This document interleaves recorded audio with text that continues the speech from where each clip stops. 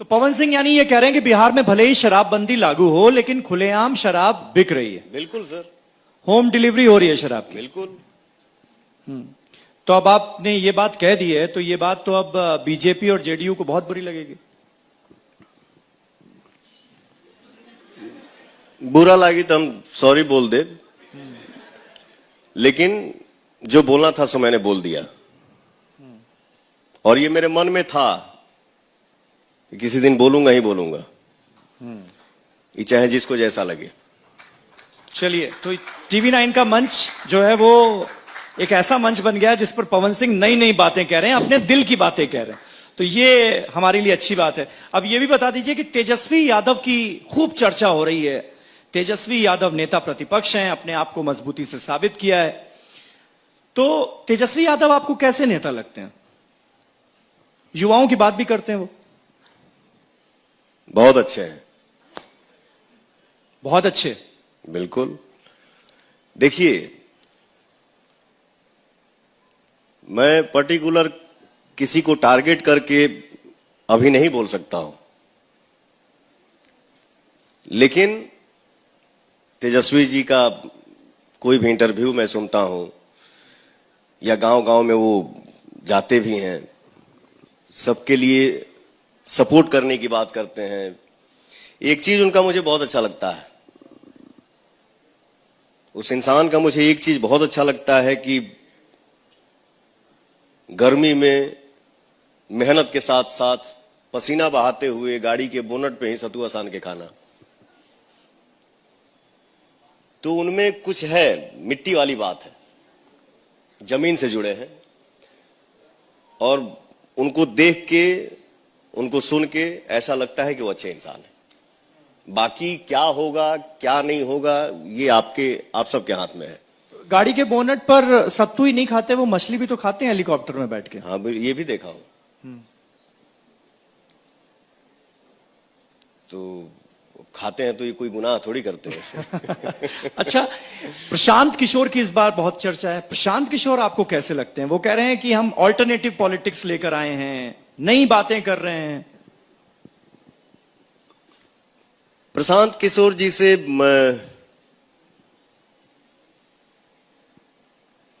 मैं मिला नहीं हूं अभी तक। एक इंटरव्यू में देख रहा था, हमारे गांव का एक बाजार है जिसका नाम है सरैया। तो सरैया में गए थे तो ऑडियंस ने पूछा, आप पावर स्टार के क्षेत्र में आए हैं, क्या कहेंगे? तो उनके मुंह से जो वर्ड निकला ना, वो मुझे अच्छा नहीं लगा। क्या कहा उन्होंने? उनके मुंह से ये निकला कि राजनीति किसी का बपौती नहीं है। सर, ये तो खैर अभी बोलूंगा नहीं, बट मुझे अच्छा नहीं लगा। अब मान लीजिए कि आपके गांव में हम जाएंगे, आपका नाम पूछेंगे तो लोग यही कहेगा ना कि आप फलानवा के गांव में आए हैं, ये फलाना का घर है। अब वहां जाके आप उल्टा जवाब देंगे कि राजनीति किसी का बपौती नहीं है, तो ये सुन के अच्छा नहीं लगा। प्रशांत किशोर तो इसी मंच पर बोल के गए तेजस्वी यादव को नवीं फेल, और ये भी कहा उन्होंने कि मैं ये कहता हूं तो क्या गलत कहता हूं। मैं चैलेंज देता हूं आज इस मंच से कि वो मैट्रिक पास करके दिखा दें। नहीं कर पाएंगे। नवीं फेल क्या विकास करेगा?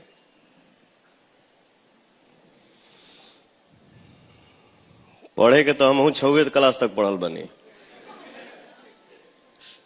और माध्यमा से मैट्रिक का परीक्षा दिया हूं। तो sir, as a actor, as a singer, हम पढ़े लिखे नहीं हैं,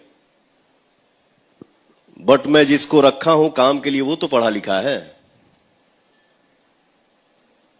विकास, प्रगति जो आप यहां से सोचेंगे ना सर, विकास के लिए बहुत पढ़ाई की जरूरत नहीं है। विकास के लिए ये शुद्ध होना जरूरी है और यहां श्रद्धा होना जरूरी है। बाकी हमार जे मान ली कि अकाउंटेंट बा, जे हमार मैनेजर बा, वो पढ़ल लिखल बा ना, वो तो हमको बताएगा ना कि भैया ये करना है। हम लोग ये करेंगे तो अच्छा होगा, हम लोग ये करेंगे तो आगे बढ़ेंगे। तो मान ली कि हम हूं पढ़ल लिखल ना है तो हम खिलाफ ना बोलब, मैं भी अनपढ़ हूं। तो विकास के लिए बहुत ज्यादा पढ़ाई मायने नहीं रखता है सर, उसके लिए दिल चाहिए, ये चाहिए, उससे विकास होगा। अब आपने ये जो कहा है ये बिहार में बड़ा वायरल होने वाला है, क्योंकि आपकी बातों से ऐसा लग रहा है कि आप तेजस्वी यादव के फैन हो गए।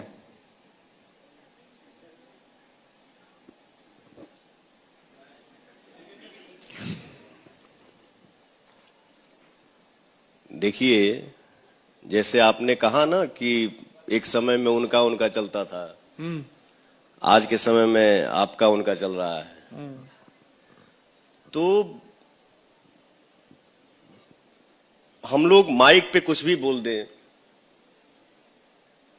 बट सामना सामनी होगा तो सर या तो किसी का आदमी पैर छुएगा, नहीं तो हाथ मिला के गले लगेगा। तो तेजस्वी जी हमारे बड़े भाई जैसे हैं, मैं उनको बड़ा भाई मानता हूं, और इससे ज्यादा क्या कह सकता हूं सर। चलिए ठीक है, अब इस पर कोई विवाद होगा तो वो आगे देखी जाएगी, लेकिन हाँ, एक और विवाद है जिसका जिक्र कर लेते हैं, और वो विवाद शुरू हुआ मुंबई में कि महाराष्ट्र में रहना है तो मराठी बोलना है। आप तो अब बॉलीवुड में भी काम करने लगे हैं, मुंबई आते जाते रहते हैं, मराठी आती है आपको? बोलेंगे मराठी? हमारा मराठी ना आवेला। मेरा बंगाल में जन्म हुआ, कोनो जरूरी बा कि हम बंगला बोली? हमको नहीं आता है, नहीं बोलता हूं, मुझे लगता है मैं नहीं सीख पाऊंगा। हिंदुस्तान है ना सर, हिंदी बोलने का हर जगह मेरा अधिकार है। अब ये कौन सा ये हुआ कि हम महाराष्ट्र में रहते हैं, काम करते हैं, तो हमको मराठी आना ही आना है, आना ही चाहिए। ये सर इस टाइप की जो बातें जहां से निकल रही हैं, उसको और कुछ नहीं बोल सकते सर, इसको सिर्फ और सिर्फ अहम बोलेंगे।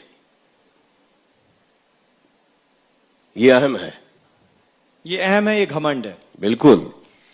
लेकिन अब आप तो काम करने के लिए तो आप मुंबई जाएंगे, बिल्कुल तो जाऊंगा। राज ठाकरे की पार्टी के कार्यकर्ताओं से डर नहीं लगेगा क्या? क्या करेगी, वो जान मार दी। जान मारने से ज्यादा तो कुछ हो नहीं सकता है। और ऐसे मैटर में आदमी जाएगा तो शहीद हो जाएगा महाराज, वो नाम कभी मर ही नहीं सकता है, मार दो जान।